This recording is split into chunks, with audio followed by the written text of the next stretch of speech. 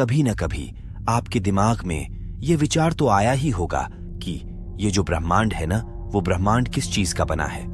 उससे पहले यह ब्रह्मांड कैसे बना, और डार्क मैटर और डार्क एनर्जी आखिरकार है क्या। चलिए, आखिर किसने रचा यूनिवर्स यानी ब्रह्मांड। यह सवाल आज भी उतना ही ताजा है जितना कि प्राचीन काल में हुआ करता था। ईश्वर के होने या नहीं होने की डिस्कशन भी प्राचीन काल से चली आ रही है।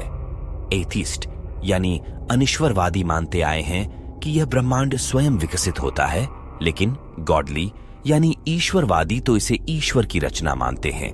वेद, पुराण, ज़ंद-अवेस्ता, तनख यानी ओल्ड टेस्टामेंट, बाइबल, कुरान और गुरु ग्रंथ आदि सभी धर्म ग्रंथ ब्रह्मांड को ईश्वरकृत मानते हैं। लेकिन दर्शन और साइंस अभी भी इसके बारे में रिसर्च करते रहते हैं। पहले की अपेक्षा साइंस ने ब्रह्मांड के बहुत सारे रहस्यों से पर्दा उठा दिया है।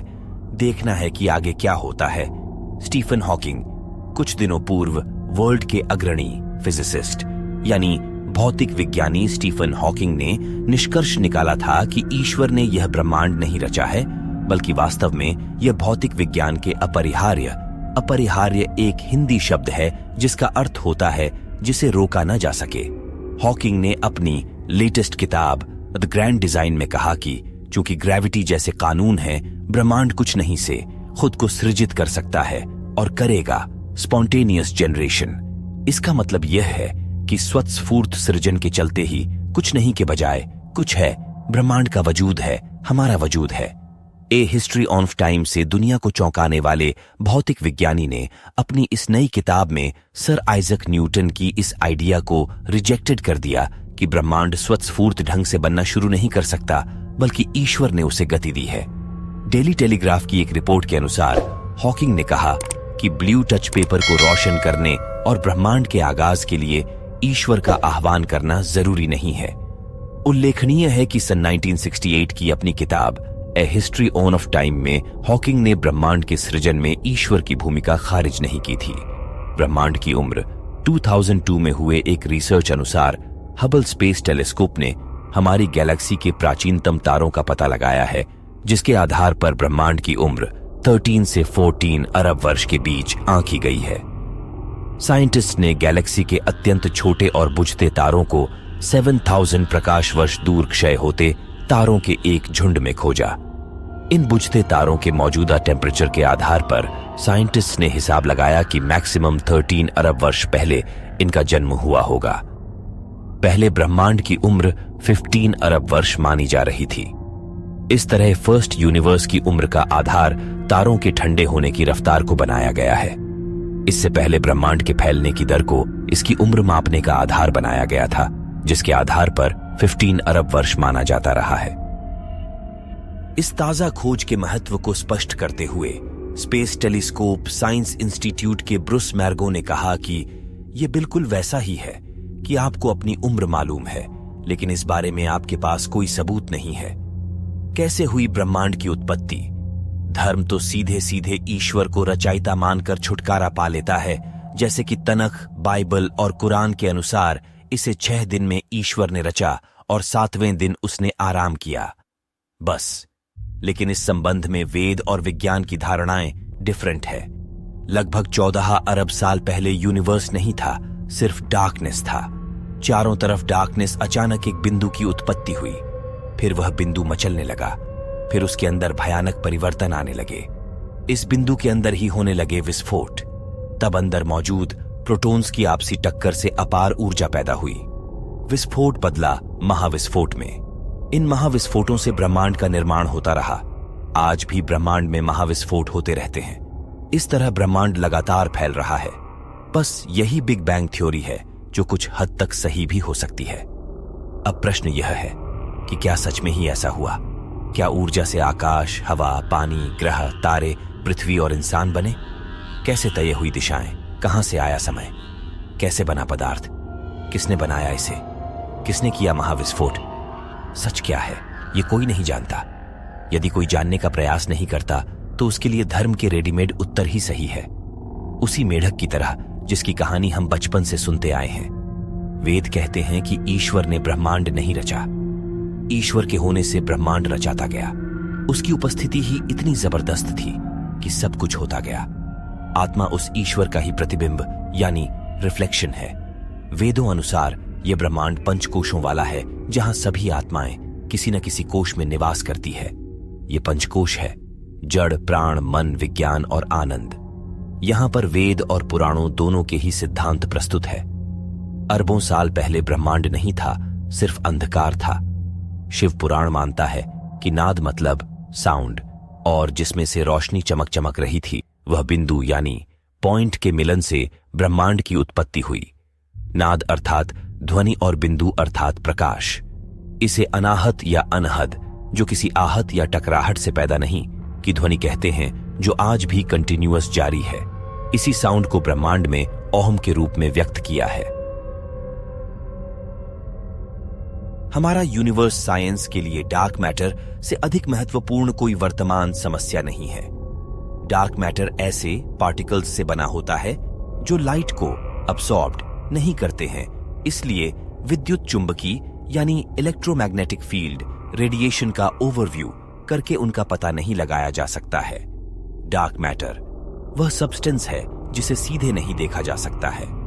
साइंटिफिक व्यू वस्तुओं पर इसके प्रभाव को देखकर डार्क मैटर पे स्टडी करते हैं। साइंटिस्ट का मानना है कि गैलेक्सीज के भीतर तारों की अस्पष्ट गति के लिए डार्क मैटर जिम्मेदार हो सकता है। डार्क मैटर डेटा की खोज में कंप्यूटर महत्वपूर्ण भूमिका निभाते हैं। वे साइंटिस्ट को ऐसे मॉडल बनाने की अनुमति देते हैं जो गैलेक्सी के व्यवहार की भविष्यवाणी करते हैं। डार्क मैटर डेटा इकट्ठा करने के लिए उपग्रहों, सैटेलाइट्स का भी उपयोग किया जा रहा है।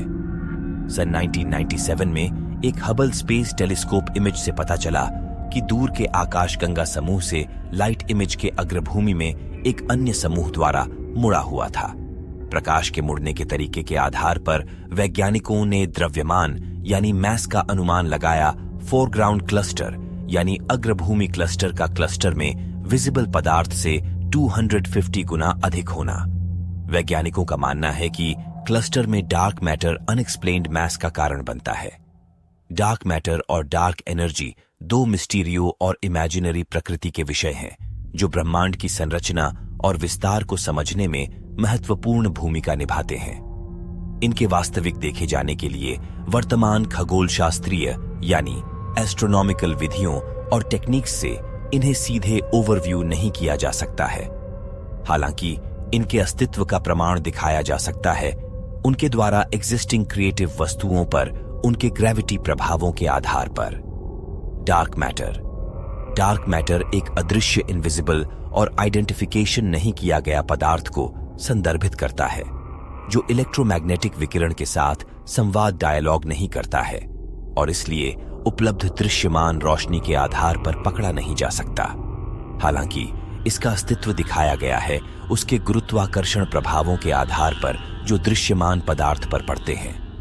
गैलेक्सियों और गैलेक्सी समूहों के गति के स्टडी के द्वारा, साथ ही गैलेक्सियों के पलटने के तरीके के द्वारा यह ऑब्वियस किया है कि विजिबल यानी दृश्यमान पदार्थ तारे, गैस और धूलि के साथ संभवतः उपलब्ध मात्रा से अधिक मास होना चाहिए। इस इनविजिबल मास को डार्क मैटर का लाभ मिला जाता है। जितना ज्ञात है उससे अधिक अज्ञात है। हम जानते हैं कि वहां कितनी डार्क एनर्जी है क्योंकि हम जानते हैं कि यह ब्रह्मांड के विस्तार को कैसे प्रभावित करती है।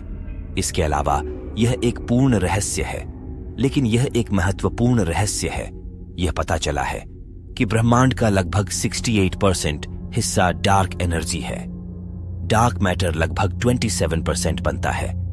बाकी पृथ्वी पर मौजूद हर चीज जो हम देख पाते हैं, चांद, तारे, ग्रह, सभी उपकरणों से देखी गई हर चीज, सभी सामान्य पदार्थ ब्रह्मांड के 5% से भी कम हिस्से को जोड़ते हैं। इसके बारे में सोचें, शायद इसे बिल्कुल भी सामान्य पदार्थ नहीं कहा जाना चाहिए क्योंकि यह ब्रह्मांड का एक छोटा सा अंश है।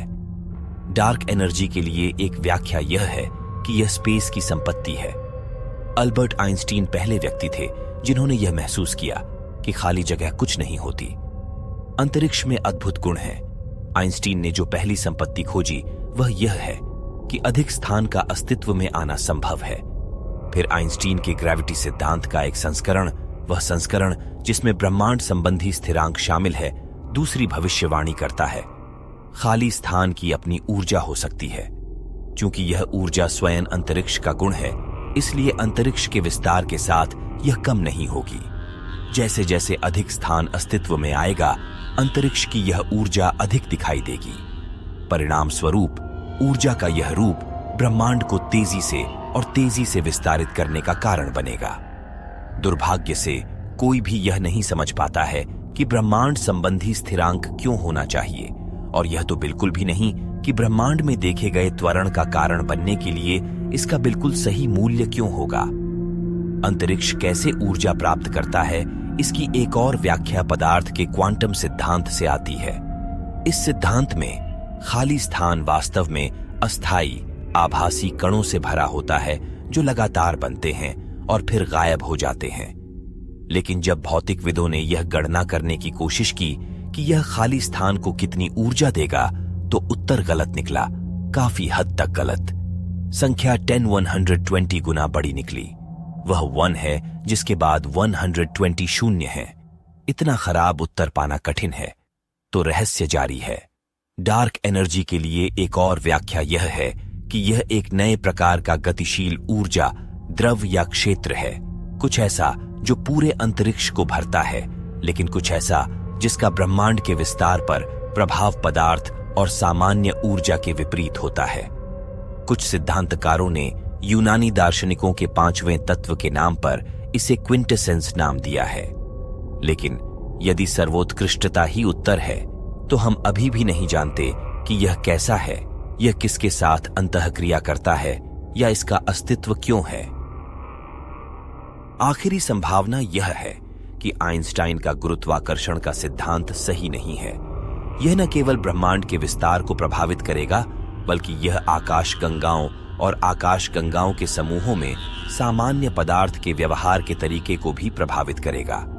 यह तथ्य यह तय करने का एक तरीका प्रदान करेगा कि डार्क एनर्जी समस्या का समाधान एक नया गुरुत्वाकर्षण सिद्धांत है या नहीं। हम देख सकते हैं कि आकाशगंगाएं समूहों में एक साथ कैसे आती हैं। लेकिन अगर यह पता चले कि गुरुत्वाकर्षण के एक नए सिद्धांत की आवश्यकता है, तो यह किस प्रकार का सिद्धांत होगा। यह सौर मंडल में पिंडों की गति का सही ढंग से वर्णन कैसे कर सकता है, जैसा कि आइंस्टीन का सिद्धांत करने के लिए जाना जाता है, और फिर भी हमें ब्रह्मांड के लिए अलग भविष्यवाणी देता है जिसकी हमें आवश्यकता है। उम्मीदवार सिद्धांत हैं, लेकिन कोई भी सम्मोहक नहीं है। डार्क एनर्जी संभावनाओं, अंतरिक्ष की एक संपत्ति, एक नया गतिशील तरल पदार्थ या गुरुत्वाकर्षण का एक नया सिद्धांत के बीच निर्णय लेने के लिए जिस चीज की आवश्यकता है, वह है अधिक डेटा, बेहतर डेटा। हम इस बात से कहीं अधिक निश्चित हैं कि डार्क मैटर क्या नहीं है, बजाय इसके कि हम क्या हैं। सबसे पहले यह अंधेरा है, जिसका अर्थ है कि यह उन तारों और ग्रहों के रूप में नहीं है जिन्हें हम देखते हैं। अवलोकनों से पता चलता है कि ब्रह्मांड में अवलोकनों के लिए आवश्यक 27% बनाने के लिए बहुत कम दृश्यमान पदार्थ है। दूसरा, यह सामान्य पदार्थ के काले बादलों के रूप में नहीं है। यह पदार्थ बैरियन नामक पार्टिकल्स से बना है। हम यह जानते हैं क्योंकि हम बैरियोनिक बादलों से गुजरने वाले विकिरण के अवशोषण से उनका पता लगाने में सक्षम होंगे। तीसरा, डार्क मैटर एंटी मैटर नहीं है, क्योंकि हम उन अद्वितीय गामा किरणों को नहीं देखते हैं जो तब उत्पन्न होती हैं जब एंटी मैटर पदार्थ के साथ नष्ट हो जाता है। अंत में हम कितने गुरुत्वाकर्षण लेंस देखते हैं, इसके आधार पर हम बड़े आकाशगंगा के आकार के ब्लैक होल को खारिज कर सकते हैं। पदार्थ की उच्च सांद्रता उनके निकट से गुजरने वाले प्रकाश को दूर की वस्तुओं से मोड़ देती है।